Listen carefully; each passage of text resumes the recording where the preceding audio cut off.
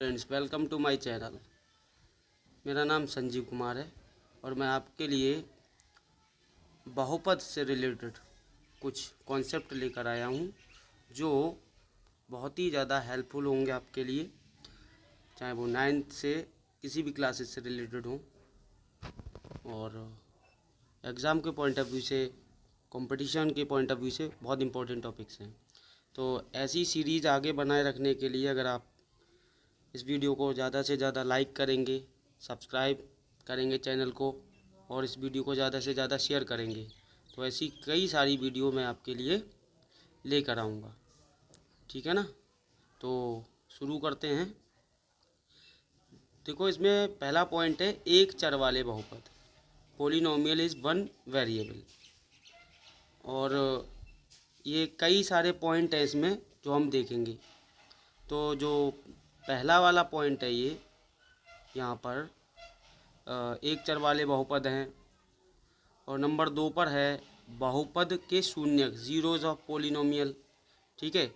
Number 3 पर है शेषफल प्रमेय, रिमाइंडर थ्योरम। ठीक है ना? इस तरीके से 4th नंबर पर है यहाँ पर बहुपदों का गुणनखंड, फैक्टराइजेशन ऑफ पोलिनोमियल्स।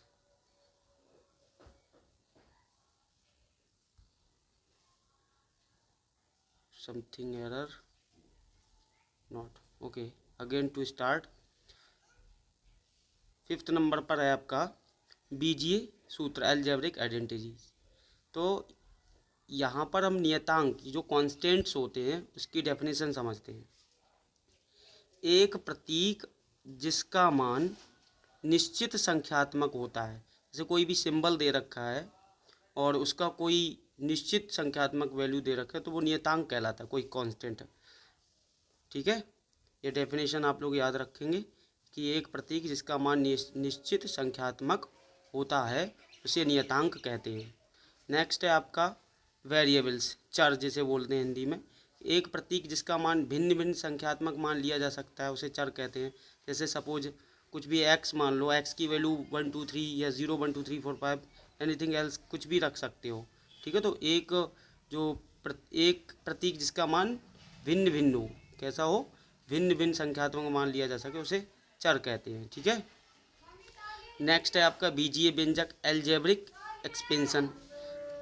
तो नियतांक और चर का कोई संयोजन, नियतांक और चर का कोई संयोजन जो कुछ अथवा सभी संक्रियाएं जैसे प्लस माइनस, मल्टीप्लिकेशन और डिवीजन से रिलेटेड, ये इनसे जुड़ा हुआ कोई भी कंडीशन होती है वो बीजीय व्यंजक कहलाती है। ठीक है, जैसे X square minus 2x plus 1 is equal to 0, ये भी एक बीजीय व्यंजक या अलजेब्रिक एक्सप्रेशन होगा।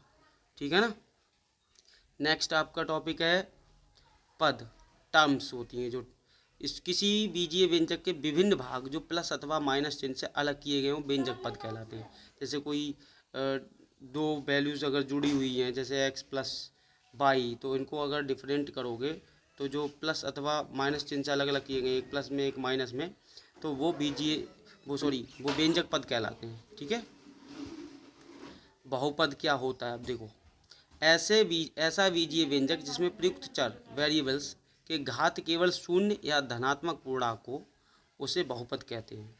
अब उदाहरण में कुछ दे रखा है, जैसे नंबर 1 में उदाहरण में देखो 5x minus 4x square minus 6 minus 3 एक बहुपद है और इसमें चर कौन सा है आपका x। ठीक है, उसी तरीके से नंबर 2 पे है 5 plus 8x plus 4x to the power minus 2, यह एक बीजीय व्यंजक है, परंतु कंडीशन क्या है कि ये बहुपद नहीं है। ठीक है, ये बहुपद नहीं है। अब आगे देखते हैं क्या है। बहुपदों को सामान्यतः px, qx, rx आदि से प्रदर्शित किया जाता है। गुणांक अगर कोफिशिएंट निकालने को आता है किसी भी कंडीशन में, जैसे उन्होंने एग्जांपल दे रखा है x square plus 3x square, ये प्रिंटिंग शायद से प्रॉब्लम है, यहाँ x to the power cube होगा तो एक्स क्यू होना चाहिए, बट यहाँ x square plus 3x plus 1 में दे रखा है। खैर कोई नहीं, तो यहाँ अगर एक्स की पावर क्यू भी होता तो भी एक्स की पावर क्यू का गुणांक क्या होता, 1 होता, क्योंकि उसके आगे कोफिशिएंट 1 है। उसी तरीके से 3x² का गुणांक, x² के आगे 3 दे रखा है, ये 3 दे रखा है, तो इसका गुणांक क्या होगा? 3 होगा। ठीक है, तो इस तरीके से x का गुणांक देखो, x ये 3x के साथ x दे, 3x के साथ x में 3 आगे कांस्टेंट है, तो इसका x का गुणांक 3 होगा। साथ ही +1 इसमें नियत पद कहलाता है, जो +1 दे रखा है, क्योंकि इसके साथ कोई भी चर पद नहीं है। ठीक है, तो ये कहलाएगा आपका कांस्टेंट टर्म। एक चर वाले बहुपद की घात क्या होती है? Degree of polynomial in one variable. तो किसी एक चर वाले बहुपद में, उस बहुपद में प्रयुक्त चर का सर्वाधिक घात ही उस बहुपद की घात कहलाता है। कहने का मतलब है कोई भी एक बहुपद दे रखा है, जैसे x³ - x² + 2x + 1 कुछ दे रखा है, तो उसमें जो सर्वाधिक घात होगी, यानी x के ऊपर 3 पावर है, तो वो आपका वो बहुपद की घात कहलाएगी। ठीक है, घात के आधार पर बहुपद का वर्गीकरण। देखो यहाँ मैंने सेट करके रखा है बहुपद, और उसके एग्जाम्पल देखो, यहाँ पता लग जाएगा कि कौन सा रैखिक है, कौन सा द्विघात है। ठीक है, यहाँ देखो, तो इसमें बहुपद और उदाहरण में ये रैखिक दे रखा है, तो रैखिक में x + 1, 2x + 3 ये 2 एग्जाम्पल सेट किए हैं, तो जिनके ऊपर पावर 1 होती है, ठीक है ना, जिन बहुपदों के ऊपर पावर 1 होती है उनको रैखिक बोला जाता है, लीनियर। और जिन ये जो द्विघात वाला क्वाड्रेटिक है, उस पर डबल पावर दिखाई देगी, x² दिखाई देगा, वो द्विघात श्रेणी में आते हैं या द्विघात कहलाते हैं। और जिनके पास पावर 3 होगी, जिन बहुपदों के पास पावर सर्वाधिक पावर 3 होगी, वो क्यूबिक कहलाते हैं, यानी घन कहलाएंगे। ठीक है, जैसे इसके पास सर्वाधिक पावर 3 है, तो ये घन कहलाएगा। और चतुर्थ घात वाला यानी कि बाई क्वाड्रेटिक में पावर 4 होगी। ठीक है, तो ये आपका कहलाएगा चतुर्थ घात। इसकी पावर कितनी है? कोई x4 दे रखी है। ठीक है, तो इस तरीके से ये दे रखा है। अब कुछ पॉइंट्स हैं, की पॉइंट्स देखो, जैसे पदों की संख्या के आधार पर बहुपद काउंट किया जा सकता है। जैसे एक पद वाला है, ठीक है, एक पद वाला है, एक पद वाले में जैसे ये एग्जांपल में इसको मोनोमियल बोलते हैं, एक पदी, तो जिसमें 5 सिंगल है, 3x भी अकेला है, y भी अकेला है, ऐसे बहुत सारे हैं जो अकेले अकेले, तो मोनोमियल मतलब एक पदी कहलाते हैं, एक पद वाले। इसी तरीके से आपके दो पद वाले जिसमें डबल हो, ठीक है, जैसे यहाँ देखो दो लिख के रखे हैं, यहाँ पे देखो 3 + 6x x - 5y, ये डबल हैं। ठीक है, ये तुम्हारे बाइनोमियल या द्विपदी कहलाते हैं। नेक्स्ट है आपका 3 पद वाला स्थिरपदी, यानी इसमें दे रखा है आपका, देखो 3 पद वाले में 3 पद दे रखे हैं, इसको बोलते हैं ट्राइनोमियल। तो ट्राइनोमियल में देखो 1 2 3 पद दे रखे हैं, तो ये आपका कहलाएगा ट्राइनोमियल यानी कि त्रिपदी। अब जो कांस्टेंट पॉलिनोमियल होते हैं, इसका डेफिनेशन दे रखा है कि ऐसा बहुपद जिसमें केवल एक पद हो और वह नियतांक हो, उसे नियत बहुपद कहते हैं। एक ऐसा बहुपद जिसमें केवल एक पद हो और वह नियतांक हो, जैसे 5 था, 6 था, 7, ऐसे करके जो पद एक कांस्टेंट है, तो वो क्या कहलाएगा? आपका नियत बहुपद कहलाएगा, यानी कि कांस्टेंट पॉलिनोमियल कहलाएगा। क्लियर? नेक्स्ट, शून्य से भिन्न नियत बहुपद की घात 0 होती है। शून्य से भिन्न है, शून्य से अलग है मतलब, और नियत बहुपद की घात क्या कहलाएगी आपकी? ये कहलाएगी 0 कहलाएगी। ठीक है, नेक्स्ट है शून्य बहुपद, 0 पॉलिनोमियल बोलते हैं इसको। ऐसा बहुपद जिसमें केवल एक पद हो और वह शून्य हो, उसे शून्य बहुपद कहते हैं। पद एक हो और वह भी कैसा हो? शून्य हो, तो वो शून्य बहुपद कहलाएगा। जायज़ है। अच्छा, शून्य बहुपद की घात परिभाषित नहीं होती, क्योंकि जो डिजिट खुद ही शून्य है, तो उसकी जो पावर होगी वो डिफाइन नहीं कर सकते उसको हम। बहुपद के शून्य, जीरोज ऑफ ए पॉलिनोमियल। तो जीरोज ऑफ पॉलिनोमियल में देखो क्या देखा है कि मान लीजिए कि पी एक्स एक बहुपद है, यदि p alpha is equal to 0, तो कहते हैं कि अल्फा पी एक्स का शून्यक है, इसको जीरोज बोलते हैं। ठीक है, शून्यक कहलाएगा। पी एक्स एक बहुपद है और p alpha is equal to 0 प्राप्त हुआ, तो अल्फा पी एक्स का शून्यक होगा। जैसे किसी बहुपद पी एक्स के शून्यक निकालने का अर्थ है समीकरण p x is equal to 0 को हल करना। शेषफल प्रमेय, रिमाइंडर थ्योरम देखो क्या है। यदि एफ एक्स एक बहुपद है, एफ एक्स एक बहुपद है जिसकी घात n greater than and equal to 1 हो और अल्फा कोई वास्तविक संख्या हो, अल्फा कोई वास्तविक संख्या हो, तो एफ एक्स को एक्स माइनस ए से भाग दिया जाता है तो शेषफल एफ ए प्राप्त होता है। यहाँ पर ये अल्फा नहीं ए है, ठीक है। तो एक्स माइनस ए से भाग दिया जाता है तो शेषफल एफ ए प्राप्त होता है। इनसे रिलेटेड मैं क्वेश्चन भी आपको कराऊंगा यदि आप इस वीडियो को ज़्यादा से ज़्यादा शेयर करेंगे और लाइक करेंगे। यदि आप चाहते हैं तो मैं इनसे रिलेटेड, इन टॉपिक से रिलेटेड आगे वीडियो भी बनाऊंगा जिसमें क्वेश्चन सॉल्व कराऊंगा, ठीक है। नेक्स्ट है आपका गुणनखंड प्रमेय। यदि एफ एक्स घात एन ग्रेटर देन 1 है, यानी कि एन जो है वो 1 से बड़ा है, उसका बहुपद है और ए कोई वास्तविक संख्या हो, तो f a is equal to 0, तब x minus a f x का एक गुणनखंड होगा, ठीक है ना।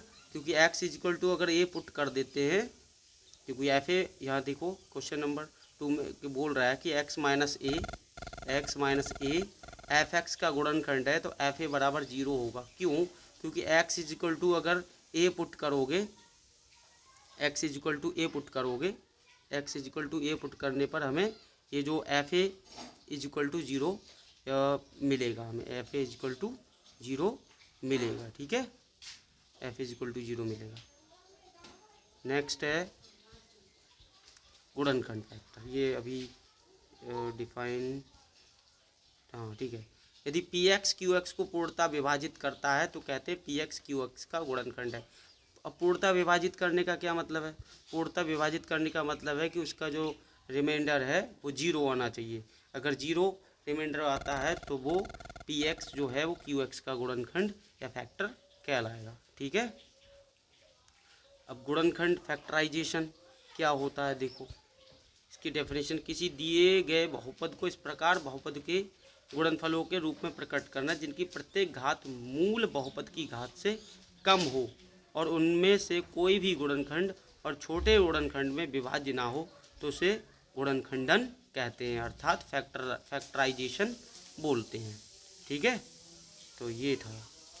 अब कुछ फार्मूलाज हैं जो बहुत ज़्यादा इम्पोर्टेंट हैं, ये 9th से लेके कई कंपटीशन एग्ज़ाम्स में आते हैं तो कक्षा 8 में भी है, बट यहाँ मैं कक्षा 9 से रिलेटेड ऊपर की प्रिपरेशन के लिए के टॉपिक्स या ये नोट्स समझ लो, या बहुत कॉन्सेप्टेबल, बहुत ही वैल्यूएबल टॉपिक्स हैं, तो इन्हें आप याद करिए, ध्यान से इस वीडियो को देखिए और नोट्स भी बनाइए अपने।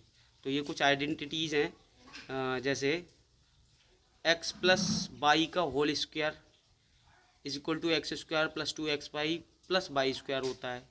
एक्स माइनस वाई का whole square is equal to x square minus 2xy plus y square होता है। और x square minus y square is equal to x minus y पहले ब्रैकेट में और एक्स प्लस वाई दूसरे ब्रैकेट में, क्योंकि इनका multiplication x square minus y square आएगा। और इसका जस्ट अपोजिट दे रखा है, बट ये प्लस में दे रखा है, ठीक है। मल्टीप्लाई करके दिखाई गई है यहाँ पर कि x प्लस ए और x प्लस बी की मल्टीप्लिकेशन, x की x से अगर मल्टीप्लाई करोगे तो एक्स स्क्वायर बनेगा, और a प्लस बी में x की अगर मल्टीप्लाई करोगे तो x कॉमन बनेगा जाके, और a और b के फैक्टर दिखाया गया, यानी कि दोनों की मल्टीप्लिकेशन दिखाई गई यहाँ पर। और x plus Y plus z का होल स्क्वायर 3 वेरिएबल दे रखे हैं, तो x square plus y square plus z square plus 2xy plus 2yz plus 2zx, ये को फार्मूला होता है। और x प्लस वाई का whole cube equal to x cube plus y cube plus 3xy, और ब्रैकेट में या इनटू के साथ होगा x प्लस वाई।